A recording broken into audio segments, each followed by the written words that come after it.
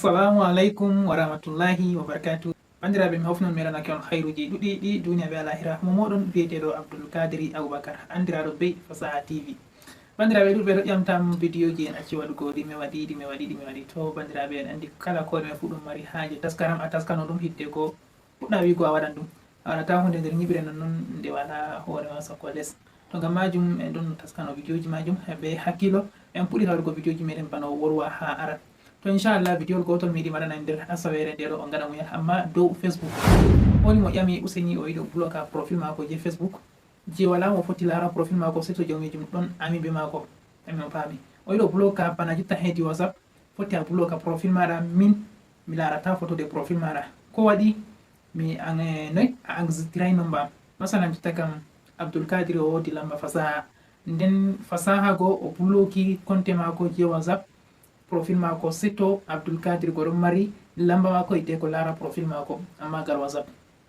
to yake to enregistré lamba am ni dole mi laran profil mako e kanko bo laran profil am ngam ni min garti min sobiraɓe to non gal Facebook bo mi yiɗi mi holla en ɗo majum a bloka profil maɗa wala mo foti lara profil maɗa sai ami maɗa sai mo aɗa wondi ɓe muɗum ami be mako o hosa o lara profil maɗa mais to alaɗo ami be mako o larata profil maɗa ma sakko o nasta o lara photoji maɗa je woni nder compte maɗa je Facebook inchallah ngam majum mo antayo cikin vidéo kamar haka tate jite abonné ha chaîne meɗen je Fasaha TV on ɓiɗana vidéo majum j'aime ta wadi bawɗe a partage vidéo ma yahugo yeeso woɓɓe feere keɓan dara nafitoro be vidéo majum inchallah en nasta nder vidéo majum bana ni mo moɗon biyeteɗo Fasaha.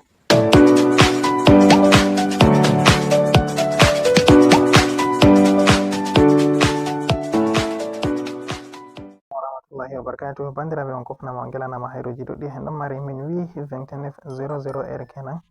to kadi en giɗi en kolla vidéowol dew ko larani Facebook hande bandiraɓe ɗum ɗume en giɗi en kolla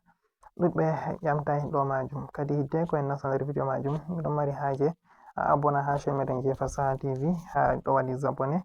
e ta abonné a ɓiɗana vidéo majum j'aime ha partage yehugo yeeso to Allah wawni maɗa Kuramar sarga nder ok to premier ara nasta Facebook maɗa wonani ɗum Facebook je ɗo mi fondai Facebook je toro ok foti to en holligal en holliragal Facebook je to man fu to a nasti Facebook maɗa banni a yan ha alama profile maɗa noy on a heftirta profile maɗa ngal Facebook nda ɗum ɗo haɗɗo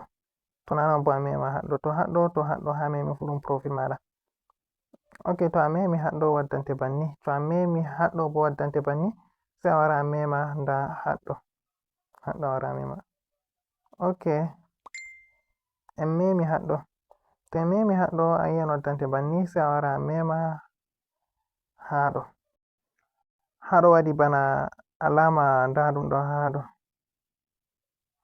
alama ba camera en ɗo hami ɗum waɗa kungel ɗo ni to a yirlingel ni sai garta ɗo nda ɗum to on famai to a memi hatton a yiyan haɗo see your profile picture sai a mema hatton ha see your profile picture nda ɗum ɗo haɗo ni haɗo ham memata ɗo see your profile picture to a memi hatton sai a wara a iya nda ha dow ɗo nda haɗo ha didi tati a yiyata ham memata ɗo to a memi ha didi tati man waddante banni to waddanma banni sai a wara edit privacy nda edit privacy man haɗɗo bana alama faɓruɗo to sai a wara a nasta haton to a nasti haton waddante banni to en jotti haɗɗo kadi en andi ha gal Facebook ɓeɗon nder bloka profil sai mo mari numero maɗa foti lara profil maɗa ko bo sai mo a yiɗi lara profil maɗa ko bo ma wala mo larata profil maɗa sai an tan banni gal WhatsApp to gal Facebook fu ɗum banni majum to nda ɗum haɗɗo tati jam ɗon do public komoi be komoi lara profil am nda ha ɗo waɗi friend mana ami a yiyan ha maɗa ɗo waɗi ami to téléphone be français to nda ha les bo friend except nda haɗo bo specific friend nda haɗo bo only me to a yiɗi a suuɗa kujero maji sam ɗo je premier komoi be komoi lara profil maɗa